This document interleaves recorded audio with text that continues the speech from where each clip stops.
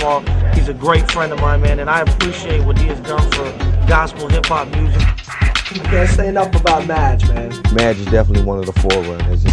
He really is the first guy to not only get on it and get in the game, but to stick with it. Big up in DJ Madge for staying on the grind, representing hip-hop to the fullest. Phenomenal party DJ. Really fresh DJ, doing so much for the scene. A guy that loves hip-hop, a guy that loves Jesus, a guy that believes in it. And this cat is a DJ. He rocks parties. He does, club shows. He also holds down a radio show. Much love for giving unsigned cats like myself the opportunity to shine on record and on radio with the Virtual Frequency Show.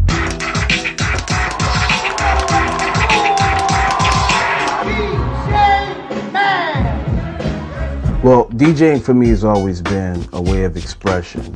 I saw my man Chill Hill, the guy who mentored me into DJing for the first time. I'm like, yo, that's pretty dope. I've got to learn how to do that. He took me under his wing and taught me a few things, and started playing the club circuits, house parties, wherever I could get. I just fell in love with it. There's something about taking records and moving a crowd, having a good time, making people happy, and I love it.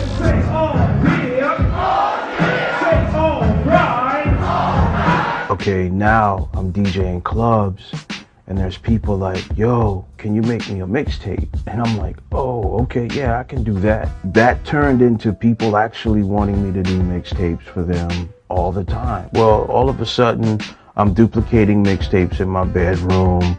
You know what I'm saying? People are actually wanting to, almost subscribe to what I'm doing. Mixtapes is basically how hip hop circulated in the streets before it got to the major labels. Grandmaster Flash, Furious Fly started out like that. Run DMC started out like that. Fearless 4, Cool Herc, all these cats was doing these mixtapes to where it got to the point where the major labels start checking for it and was like, yo, who is this? And Sugar Hill was like the first one to get picked up through the mixtape circulation. So mixtapes are very important.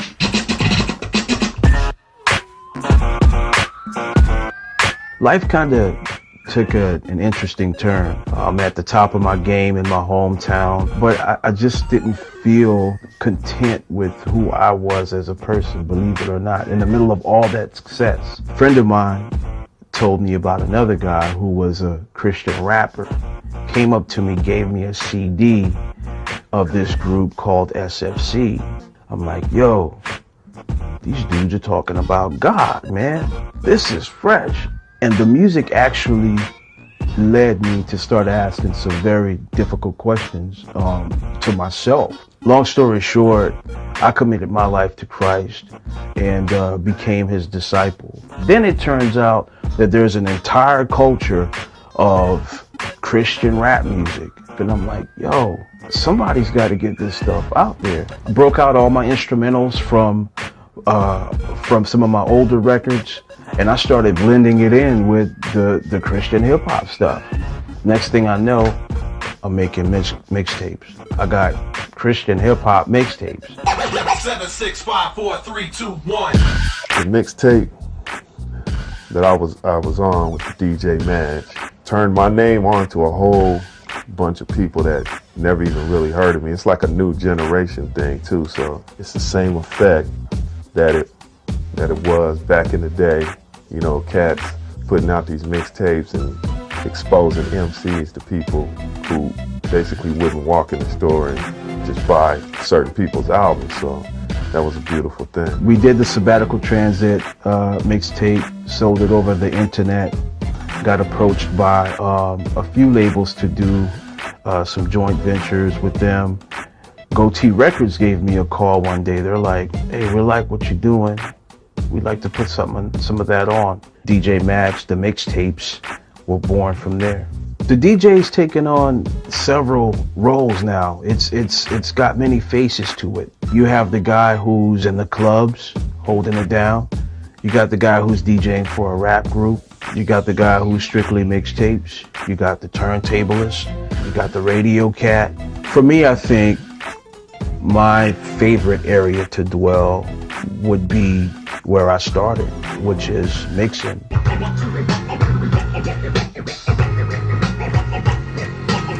for DJs, 2 for MCs, 3 stand for graffiti artistry, 4 for Madge thinks like a producer. He's dropping the right cuts in the right places for me. He's been in the game for a minute and it shows. He's a featured artist on stage. I mean, when you introduce DJ Madge, the crowd is like,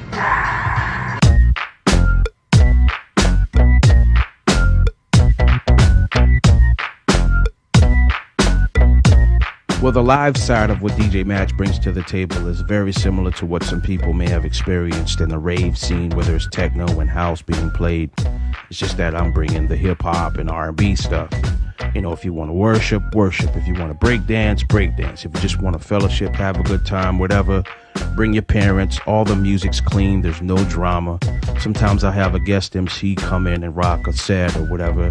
It's all good. And then there's also the scenarios where I'm the guy holding things down between set changes, multiple rap groups or multiple bands or whatever, just keeping the crowd involved and interactive. I really like those kind of things right there. You're listening to my new LP. If you need a mic, then my man, listen, please, huh? Don't have a tape, you can go to the store, and if they're sold out, tell them please get more.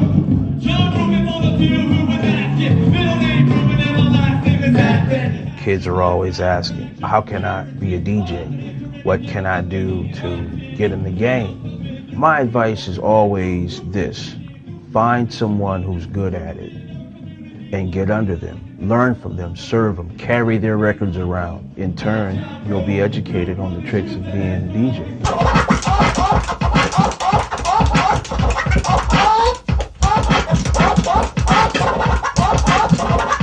But the bottom line is, this is music, so the same principles apply. Before there was a kid doing mixtapes, there was a kid learning about what a whole note was, what tempo was, you know what I'm saying? Key signature, counting bars.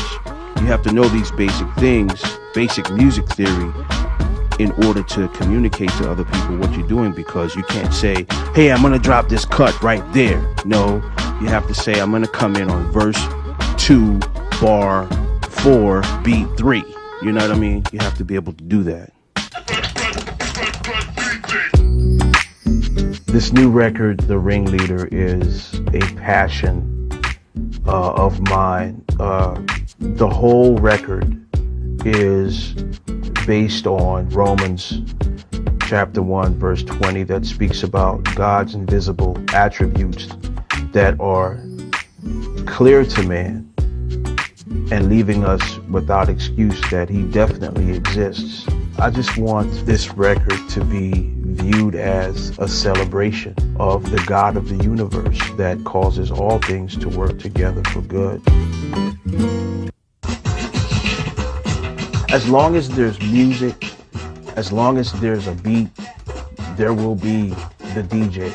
If we keep duplicating ourselves in the next generation, if we educate ourselves on the technology that's out there, the business that's out there, if we just stay innovative with what we're doing, DJing is going to be around for a long time. There's a lot of guys out there and girls who are doing what I'm doing. There's a female DJ out here.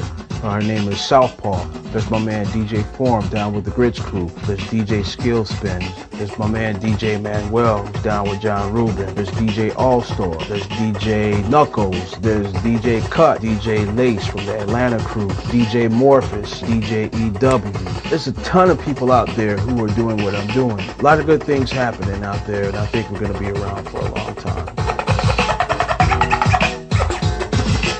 I think it's just another representation of, what hip hop is all about, besides just the MC. We like to have a DJ always. And I love the DJ, you know what I mean? The DJ, I watch a DJ and I just want to go home and write. And we respect the heck out of a DJ. Can I say heck? Is heck a naughty word? I hope not, because we respect the heck out of a DJ, or shows it. It's a wrap. We're out.